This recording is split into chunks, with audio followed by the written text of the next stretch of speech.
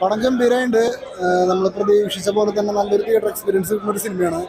പിന്നെ മമ്മൂക്ക ഞെട്ടിച്ച് കളഞ്ഞു. എടുത്തു പറയേണ്ട ഒരു കാര്യം മമ്മൂക്ക തന്നെയാണ്. മമ്മൂക്ക ശരിക്കും ഞെട്ടിച്ച് കളഞ്ഞു. പിന്നെ വെച്ചിട്ടുണ്ടെങ്കിൽ മമ്മൂക്കയുടെ പോലെ തന്നെ അർജുന അശോകനും സിദ്ധാർത്ഥൊക്കെ ഗംഭീരമായിട്ട് തന്നെ പെർഫോം ചെയ്തിട്ടുണ്ട്. ബ്ലാക്ക് ആൻഡ് വൈറ്റ് ആണെങ്കിൽ പോലും നമ്മളെ പിടിച്ചിരുത്തുന്ന ഒരു ത്രില്ലർ തന്നെയാണ് സിനിമ. നമ്മൾ ശ്വാസം അടക്കി പിടിച്ചിരുന്ന ഈ സിനിമ കണ്ടത്. അതായത് ഇന്നേ വരെ കണ്ടില്ലാത്തൊരു മേക്കിംഗ് ആയാലും മമ്മൂക്കായ്ക്ക് പിന്നെ അഭിനയം മൂത്ത് ഭ്രാന്തായി പോകുന്നു തന്നെ പറയാം. അത് വിട്ടേരെ സിദ്ധാർത്ഥ ഭരതനും മനീഷ് അശോകനും ചെയ്ത വേഷം എന്ന് വെച്ച് കഴിഞ്ഞാൽ അവർക്ക് കരിയർ ബെസ്റ്റ്. നമ്മുടെ മലയാളത്തിൽ ഹൊറർ ജോണിൽ ഇതുവരെ നമ്മൾ എക്സ്പ്ലോർ ചെയ്യാത്തൊരു അപ്രോച്ചാണ് ഇതിനകത്ത് എടുത്തിട്ടുള്ളത്. ഇതിനകത്ത് സിദ്ധാർത്ഥ ഭരതൻ, അർജുന അശോകൻ, മമ്മൂക്ക എല്ലാവരും വേറെ ലെവലായിട്ട് തന്നെ ചെയ്തിട്ടുണ്ട്. ബ്ലാക്ക് ആൻഡ് വൈറ്റ് എന്നല്ല, അത് അങ്ങനത്തെ ഒരു കാലഘട്ടമാണ് അതിൽ കാണിച്ചിട്ടുള്ളത്.